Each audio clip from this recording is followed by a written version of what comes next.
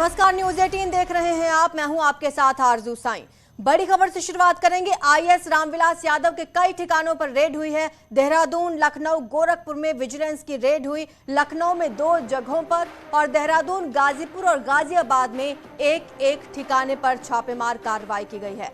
रामविलास यादव के देहरादून के आवास और गाजीपुर जिले में भी रामविलास के पैतृक आवास पर छापा पड़ा। वहीं लखनऊ के गुडम्बा में रामविलास के परिजनों के स्कूल पर छापा पड़ा।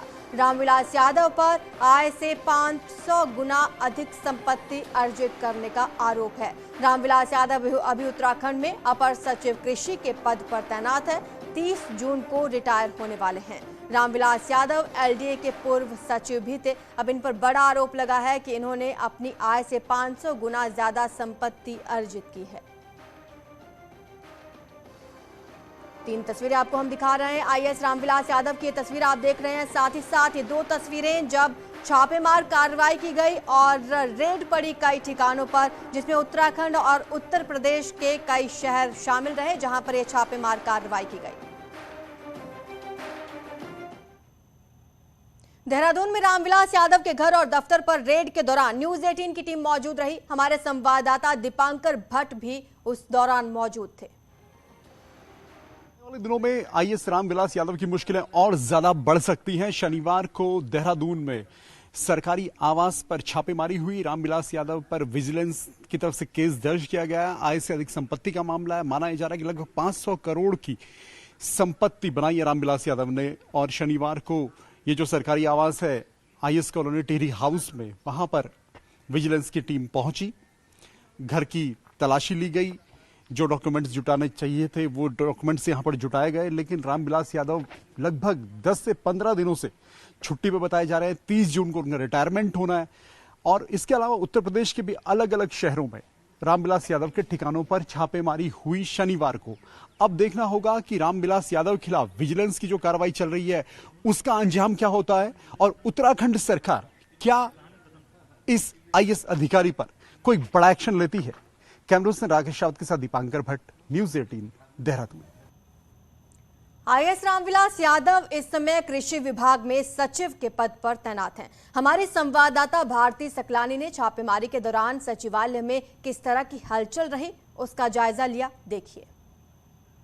आय से 500 गुना अधिक संपत्ति के आरोपों में घिरे एसीएस रामविलास यादव पर गाज गिर गई है। विजिलेंस की टीम उनके 3 ठिकानों पर छापेमारी कर रही है। गाजीपुर, लखनऊ और देहरादून स्थित उनके ठिकानों पर छापेमारी की कार्रवाई लगातार चल रही है। सचिवालय में वो कई महत्वपूर्ण पदों पर तैनात रहे हैं। कई इंपॉर्टेंट डिपार्टमेंट उनके पास रहे हैं और ये कहा जा रहा है कि इन्हीं पदों पर रहते हुए उन्होंने आय से 500 अधिक गुना संपत्ति अर्जित की है। और अब इसी की जांच यहाँ पर लगातार चल रही है। एक बड़ी कार्रवाई से कहा जा सकता है उन पर जो ये गाज यहाँ पर गिरी है।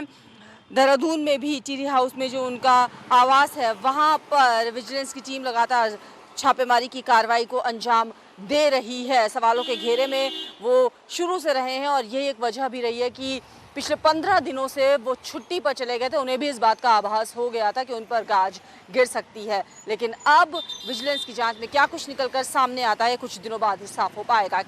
न्यूज 18 के लिए देहरादून से भारती सकलानी, उनियाल। विश्व हिंदू परिषद के केंद्रीय मार्गदर्शक मंडल की 2 दिवसीय बैठक आज हरिद्वार में शुरू हुई, जिसमें विश्व हिंदू परिषद के पदाधिकारी और कई जाने माने संत शामिल हुए।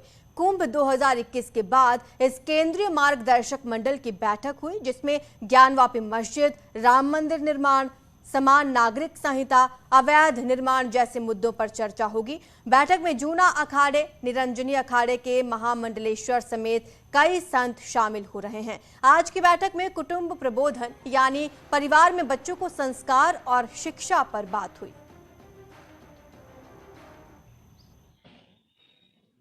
तो कुटुंब प्रबोधन का विषय कि हिंदू परिवारों में संस्कारों का जो क्षरण पश्चिमी सारे प्रचार के कारण से हो रहा है, तो उसमें समाज का व्यवहार कैसा हो, ये एक बहुत महत्व का विषय आज लिया गया।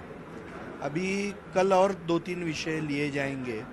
एक तो ईसाई मिशनरी और जो इस्लाम के कुछ वर्ग के माध्यम से जो लव जिहाद जैसे अनेक धर्मांतरण के प्रयत्न हो रहे हैं, तो हिंदू समाज ने स्वयं की रक्षा के लिए क्या करना चाहिए। विश्व हिंदू परिषद की मार्गदर्शक मंडल बैठक में जूना अखाड़े के आचार्य महामंडलेश्वर अवधेशानंद ने कहा कि देश में धर्मांतरण को लेकर कानून बनना चाहिए और अमेरिका ब्रिटेन की तरह एक कानून होना चाहिए। उन्होंने कहा कि यूनिफॉर्म सिविल कोड को लेकर मुख्यमंत्री पुष्कर सिंह धामी का सही फैसला है। हम ऐसा भी मानते हैं कि धर्मांतरण से व्यक्ति अपनी मूल प्रकृति से, अपनी संवेदनाओं से, अपनी सत्ता और अपने स्वभाव से विरत जाता है, अलग जाता है। इसलिए किसी के भी धर्म को और किसी की भी संवेदनाओं को आहत नहीं करना चाहिए। पर पूरी धरती पर हम देखें तो एक ही जैसा कानून है। अमेरिका में एक कानून है, दो कानून नहीं है। इंग्लैंड में एक कानून है। सबके लिए एक जैसा कानून बने, एक निशान, एक विधान पूरे देश को मान्य होना चाहिए, ये मैंने कहा। विश्व हिंदू परिषद के मार्गदर्शक मंडल की बैठक में साध्वी प्राची भी शामिल हुई। उन्होंने कहा कि उत्तर प्रदेश में जुमे की नमाज के बाद जो पथराव हुआ वो सही नहीं है। उन्होंने ये भी कहा शुक्रवार को पत्थर फेंका और शनिवार को बुलडोजर चल गया। उन्होंने कहा पत्थरबाजों का इलाज यूपी में हो रहा है, वहां जाकर देख लीजिए। वहीं पश्चिम बंगाल के मुद्दे पर साध्वी प्राची ने कहा कि वहां भी सरकार बदलिए, वहां भी इलाज हो जाएगा। कौन सा विवाद हुआ भैया? इलाज भी हुआ ना उन लोगों का। अरे पत्थर फेंका उन्होंने, लेकिन शुक्रवार में पत्थर फेंका ना, शनिवार में बुलडोजर चला। बंगाल और रांची में भी सेम चीज हुई है, वहाँ पे बमबारी भी हुई है बंगाल में। तो वहाँ सरकार बदलवाइए, वहाँ भी इलाज हो जाएगी। और इसी बीच देहरादून से एक बड़ी खबर आ रही है। एसटीएफ उत्तराखंड ने आईएमए पासिंग आउट परेड के दौरान सेना के एक फर्जी अधिकारी को पकड़ा। ये शख्स लेफ्टिनेंट रैंक के अधिकारी को फर्जी वर्दी पहनकर आईएमए में आया था। आर्मी इंटेलिजेंस और एसटीएफ ने आईएमए से फर्जी अधिकारी को पकड़े शख्स को साल 2017 में आर्मी ने भगौड़ा घोषित कर दिया था। ये शख्स युवाओं से सेना में नौकरी दिलाने के नाम पर पैसे ऐंठता है और खुद को सेना में अधिकारी बताता था। आपको बता दें कि आज ही आईएमए पासिंग आउट परेड हुई और ये बड़ी खबर अब आ रही है कि एक फर्जी युवक को पकड़ा गया है, जिससे लगातार अब पूछताछ की जाएगी। 2017 में इसे आर्मी से भगौड़ा घोषित कर दिया था। फर्जी वर्दी पहनकर इसने आईएमए में एंट्री की, खुद को सेना का अधिकारी बताता था और लोगों से भर्ती करवाने के नाम पर पैसे भी ऐंठता था। एसटीएफ उत्तराखंड ने यह बड़ा एक्शन लिया है, सेना के फर्जी अधिकारी को गिरफ्तार किया है। ज्यादा जानकारी हमारी संवाददाता भारती सकलानी हमें देंगी। भारती, बताइए पूरा विवाद है क्या, कैसे उस पर शक हुआ? देखिए, आज आईएमए की पासिंग आउट परेड थी और उस दौरान ये व्यक्ति जो कि और देवीपुरा का ये रहने वाला है, आज ये लेफ्टिनेंट रैंक के अधिकारी की फर्जी वर्दी पहनकर आईएमए की पासिंग आउट परेड में शामिल हो गया। जब शक हुआ आईएमए से जुड़े हुए अधिकारियों को, तो उन्होंने इसे पूछताछ के लिए पकड़ लिया और बताया जा रहा है कि जम्मू कश्मीर के श्रीनगर यूनिट की गोरखा रेजिमेंट से इसे भगोड़ा घोषित किया गया था 2017 में। उसके बाद से ये देहरादून में आकर रह रहा था, किराए का कमरा इसे देहरादून में लिया हुआ था और लोगों को ये इस बात खुद को सेना ऐठता था, कई लोगों से इसने पैसे भी ऐठे हुए थे, लेकिन आज आईएमए की पासिंग आउट परेड में शामिल होने के लिए आया। ये बड़ी कामयाबी आपको मिली है। बिल्कुल बड़ी कामयाबी है भारती, लेकिन ये भी बताइए कि इससे पहले भी इस पर कुछ इस तरह के केसेस दर्ज हुए हैं क्या? देखिए, इससे पहले कोई मामला इस तरह का आया है ये सामने नहीं आ पाया, लेकिन हाँ 2017 में सेना द्वारा इसे भगौड़ा घोषित कर दिया गया था।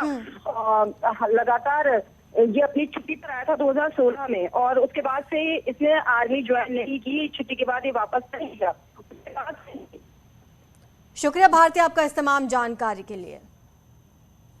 हाल ही में विवादास्पद बयान के बाद बीजेपी ने अपने 2 राष्ट्रीय प्रवक्ताओं पर जो कार्रवाई की, उसका असर उत्तराखंड में भी देखने को मिल रहा है। बीजेपी और कांग्रेस में ऐसे संवेदनशील बयानों पर एक तरह से अघोषित सेंसरशिप देखने को मिल रही है।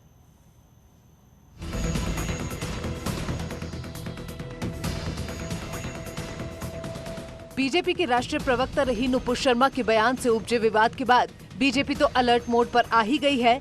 कांग्रेस भी बहुत संभलकर चलने की रणनीति अपना रही है। दोनों को डर उस मैसेज का है जिससे उनका वोट बैंक प्रभावित हो सकता है।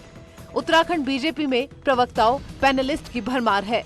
अभी तक सभी प्रवक्ता, पैनलिस्ट ज्ञानवापी से लेकर हर धार्मिक मुद्दे पर बढ़ चढ़कर बोलते रहे हैं, लेकिन इन दिनों माहौल कुछ बदला हुआ है। नुपुर शर्मा विवाद के बाद कांग्रेस और खासकर बीजेपी का कोई भी प्रवक्ता, पैनलिस्ट ऐसे मामलों पर मुंह खोलने को तैयार नहीं है। भारतीय जनता पार्टी एक संगठनात्मक पार्टी है और हर विषय पर हमारी पार्टी का अपना दृष्टिकोण है और पार्टी लाइन है, और पार्टी के प्रवक्ताओं से भी यही अपेक्षा रहती है कि वे पार्टी लाइन पर ही बात करेंगे, अपने बयान देंगे। लेकिन कभी कभी चूक होती है तो पार्टी उसका संज्ञान भी लेती है और कार्रवाई भी करती है।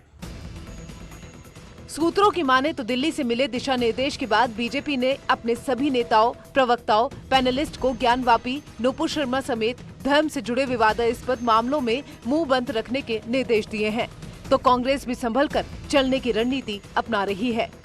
कांग्रेस का जहाँ तक सवाल है, कांग्रेस कभी भी सांप्रदायिक आधार पे ध्रुवीकरण के पक्ष में नहीं रही है। हमेशा हमने इसको कंडेम किया है और हमेशा हम कंडेम करते रहेंगे।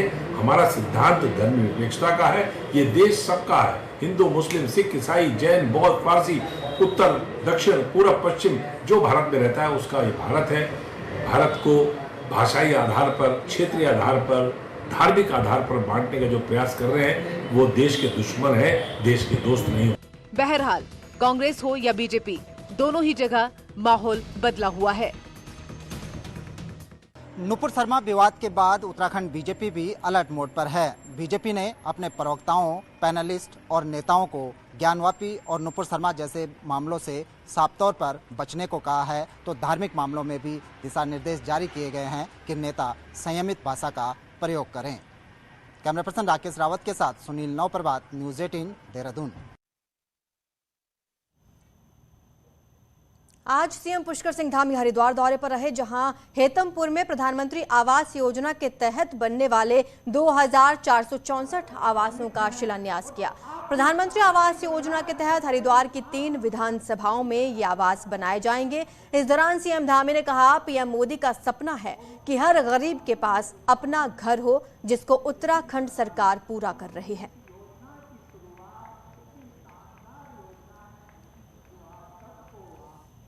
मोदी जी ने जब से देश के प्रधानमंत्री के रूप में काम करना शुरू किया, उन्होंने देश के ऐसे लोगों की चिंता करी जिनके पास मकान नहीं है, जिनके घरों में जो है गैस के सिलेंडर नहीं पहुंचे हैं, जिनको स्वास्थ्य की सुविधाएं नहीं मिल रही हैं। उस कड़ी में प्रधानमंत्री आवास योजना शहरी, आज हमने उसका यहाँ पर शिलान्यास किया है। लगभग 2400 से ज़्यादा मकान आज उनके शिलान्यास हुए, तो जल्दी ही जो है बनकर तैयार हो जाएंगे 3 योजनाओं में। और इस प्रकार की योजना के तहत लगभग पूरे प्रदेश के अंदर अभी अनेकों स्थानों पर 20,000 से भी ज़्यादा मकान हमारे गरीब परिवारों को दिए जाने हैं। और जिनके भी जो भी पात्रता में उसमें आते हैं, जो भी गरीब परिवार हैं, उन सभी को इस योजना से आच्छादित किया जाएगा।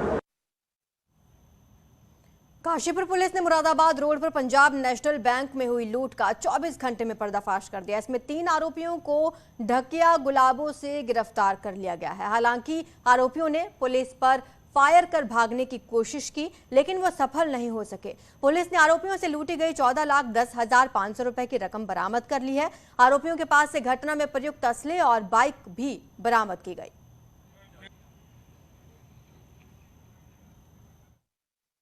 तो 24 घंटे के भीतर ही हमको बहुत ही बड़ी सफलता हमको हासिल हुई है। तो इस प्रकार सफलता हासिल होकर हमको जो वारदात को अंजाम देने वाले 3 बदमाशों को हमारे द्वारा गिरफ्तार कर लिया गया पुलिस टीम द्वारा। तो कुल मिला के 3 बदमाश गिरफ्तार हुए हैं। उनके कब्जे से 14,10,500 रुपए कैश बरामद हुआ है। उसके अलावा घटना में प्रयुक्त जो है 3 असले, जिसमें 2 तमंचे और 1 सेमी ऑटोमेटिक पिस्तौल बरामद हुआ है। उत्तरकाशी के बड़कोट पूर्ति निरीक्षक द्वारा 15 दिनों से ज्यादा समय से दर्जन भर ट्रकों से गोदाम में राशन अनलोड न कराए जाने का मामला सामने आया, जबकि सरुखेत राशन गोदाम में पर्याप्त मात्रा में जगह खाली पड़ी थी। ट्रक यूनियन के पदाधिकारियों ने मामले की शिकायत खाद्यान्न विभाग के गढ़वाल अपर आयुक्त की बैठक में की। साथ ही आपको बता दें, रवाई घाटी ट्रक यूनियन ने आरोप लगाया है कि 10 से 15 दिनों तक गोदाम के बाहर ट्रकों को खड़ा रखा जाता है, जिससे सभी ट्रक मालिकों को आर्थिक नुकसान होता है। उन्होंने बड़कोट पूर्ति निरीक्षक पर कार्रवाई न होने पर आंदोलन की चेतावनी दी है।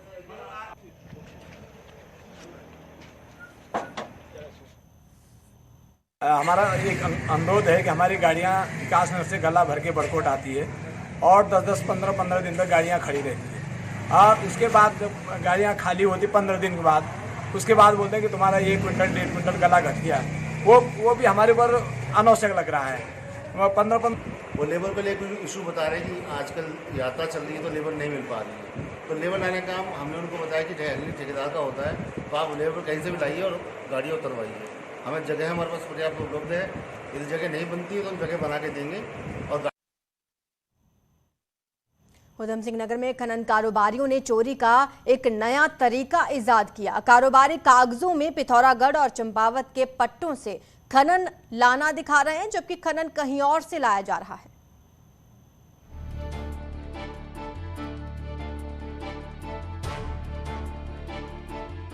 उधम सिंह नगर के बाजपुर, किच्छा, सितारगंज, काशीपुर में बड़े पैमाने पर अवैध खनन होता है। स्थानीय सांठगांठ के चलते खनन माफिया जेसीबी और पोकलैंड की मदद से नदियों और खेतों से रेती, बजरी, पत्थर और मिट्टी निकालकर कुछ क्रैशरों और स्क्रीनिंग प्लांटों में बेचते हैं। लेकिन प्रशासन द्वारा लाए जाने वाले जुर्माने से बचने के लिए खनन कारोबारी ने चोरी का नया तरीका इजाज किया है। इसके चलते पिथौरागढ़ और चंपावत जिले के पट्टों से बाजपुर के क्रैशरों और प्लांट पर खनिज लाना दर्शाया गया, लेकिन हकीकत में ये खनिज सिर्फ कागजों में लाया गया, जिसकी पुष्टि रॉयल्टी में दर्ज वाहनों के नंबर से हो गई। जिन वाहनों के नंबर रॉयल्टी में दर्ज थे वो टेम्पो, जेसीबी, कार, स्कूटर और बोलेरो के थे। डीएम के आदेश पर 1 साल तक चली जांच में फर्जीवाड़े की पुष्टि हुई।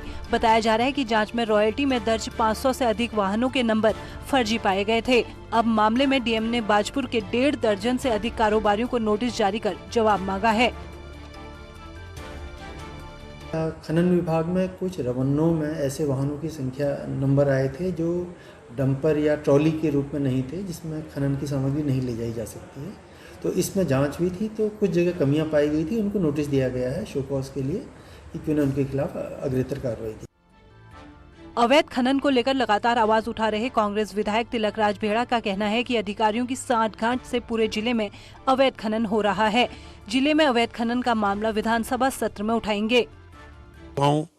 जिला प्रशासन को भी कई बार लिखा जा चुका है, कहा जा चुका है, पर अब मुझे लगता नहीं कि अधिकारी काम करेंगे। अब मुझे विधानसभा के अंदर इस मुद्दे को उठाऊंगा मैं। जितना अवैध खनन हुआ है, चाहे कहीं से कहीं हुआ हो, मेरी जानकारी में आया कि बहुत बड़ा घोटाला है अवैध खनन के अंदर, तो इसको मामले को विधानसभा के अंदर उठाया जाएगा। जिलाधिकारी का कहना है कि अवैध खनन करने वालों पर लगातार कार्रवाई की जा रही है। अब स्टोन क्रैशर, स्क्रीनिंग प्लांट और पट्टों पर बेहतर क्वालिटी के कैमरे लगाकर कंट्रोल रूम से नजर रखने के संबंध में योजना बनाई जा रही है। खनन विभाग में कुछ रवन्नों में ऐसे वाहनों की संख्या नंबर आए थे जो डंपर या ट्रॉली के रूप में नहीं थे, जिसमें खनन की सामग्री नहीं ले जाई जा सकती है। तो इसमें जांच हुई थी तो कुछ जगह कमियां पाई गई थी, उनको नोटिस दिया गया है शो कॉज के लिए कि क्यों न उनके खिलाफ अग्रेतर कार्रवाई की जाए। अब सरकारी जांच में खनन का बड़ा स्कैम उजागर होने के बाद दोषी कारोबारियों पर जुर्माने के साथ ही कानूनी कार्रवाई होना तय है।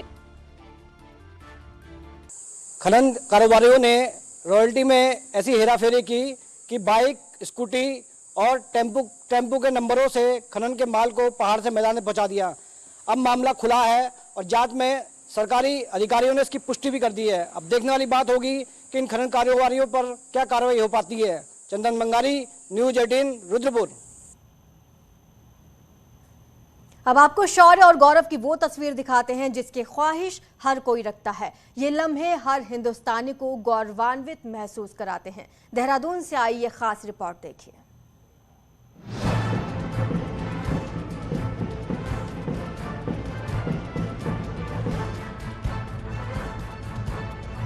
ये हिंद की सेना का संगनाद है।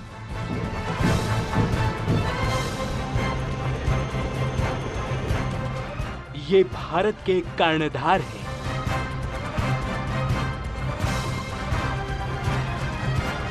ये क्षण गौरवपूर्ण है।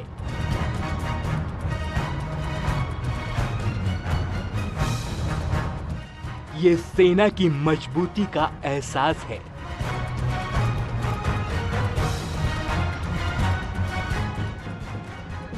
जी हां, ये तस्वीरें देहरादून में हुई आईएमए की पासिंग आउट परेड की हैं, जहां देश रक्षा की सौगंध लेकर 288 जाबाज भारतीय सेना में शामिल हो गए।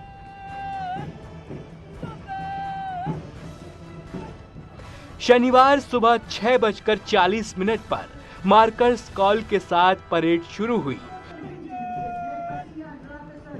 जहां छाती ताने देश के भावी कर्णधार कदम बढ़ाते हुए परेड के लिए पहुंचे।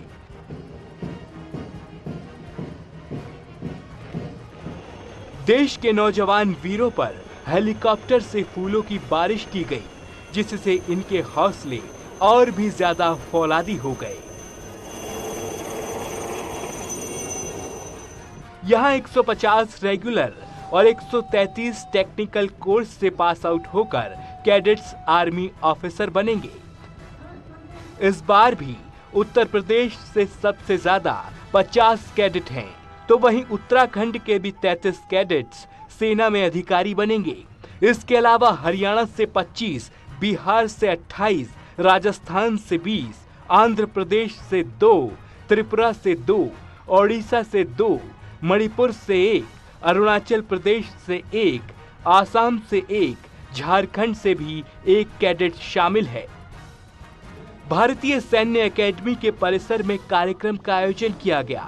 पासिंग आउट परेड में रिव्यूइंग ऑफिसर के तौर पर लेफ्टिनेंट जनरल अमरदीप सिंह भिंडर ने शिरकत की और नौजवान बहादुरों को देश सेवा का मंत्र दिया। इस मौके पर सभी कैडेट्स के परिजन भी पासिंग आउट परेड के गवाह बने। बस छाती चौड़ी हो गई थी, अपना सिर ऊंचा ही हो गया कर दिया बेटे ने हमारा। बहुत खुशी हो रही है, बहुत घमंड है, अपने बहुत प्राउड फील हो रहा है अपने बच्चे के ऊपर। क्या कहना चाहेंगे, क्या शुभकामनाएं उन्हें देना चाहेंगे? बस आगे अपने जीवन में अच्छा ही करे, जो भी बच्चा हमारा जितना अच्छा किया और ज्यादा अच्छा करे, इससे यही अच्छा है। पहली बार देखा ये सब मैंने, पहले तो फिल्मों में देखा था। बस ये जो चाहता है वो सब कुछ मिले उसे, और देश का नाम रोशन करे और उसकी भगवान लंबी उम्र करे। कैडेट्स के परिजन इसे फिल्मों जैसा नजारा बता रहे हैं, और हो भी क्यों ना, क्योंकि हिंद की सेना का अंदाज ही कुछ अलग है। बिहार के समस्तीपुर के रहने वाले मौसम वत्स को स्वॉर्ड ऑफ ऑनर मिला, तो वहीं उत्तराखंड के ऊधम सिंह नगर के रहने वाले नीरज सिंह पपोला गोल्ड मेडल से नवाजे गए। कुछ कैडेट्स ऐसे भी हैं जिनके माता पिता या परिवार में पहले से ही कोई सेना में रहकर देश की सेवा कर रहा है।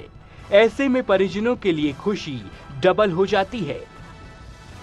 बस this is the second generation and we are really proud. बहुत अच्छा लग रहा है एंड जो उसका ड्रीम था it's coming true. It's a proud moment for the parents because my son is passing out and all the efforts of her mother being a lady officer in army, she has groomed him and motivated him to join army. वाकई cadets के परिजनों के लिए अपने बेटों पर नाज करने का वक्त है, क्योंकि अब उनका लाल माँ भारती की सेवा करेगा। अब उसके काम पर पूरा देश गर्व करेगा। Obviously, he wants to serve the nation, and we are proud. And his biggest motivation is Mama, his Ajinkya is there, Colonel Ajinkya, and from day one, he was fascinated by. Absolutely, no words to explain. We cannot explain. बहुत खुशी की बात है कि हमारा जो बेटा है वो यहाँ से पास आउट हो रहा है। हम पूरा परिवार आए हुए हैं, बहुत खुशी की बात है। इस दिन का इंतजार हर पेरेंट्स को बहुत बेसब्री से इंतजार था। कृपा है उस परमात्मा की जिसने यहाँ तक हमें पहुँचाया है, बहुत खुशी है। इंडियन मिलिट्री एकेडमी में कैडेट्स को कई तरह के सम्मान से भी नवाजा गया, और अब सिर्फ इतना ही नहीं, सेना में अफसर बनने के बाद इन वीरों को हर पल सम्मानित भाव ही महसूस होगा, क्योंकि जब ये सेना की वर्दी में निकलेंगे तो सिर्फ परिवार वाले ही नहीं, पूरा हिंद उन पर नाज करेगा। Bureau report, news 18। फिलहाल इतना ही, आप देखते रहिए न्यूज़ 18।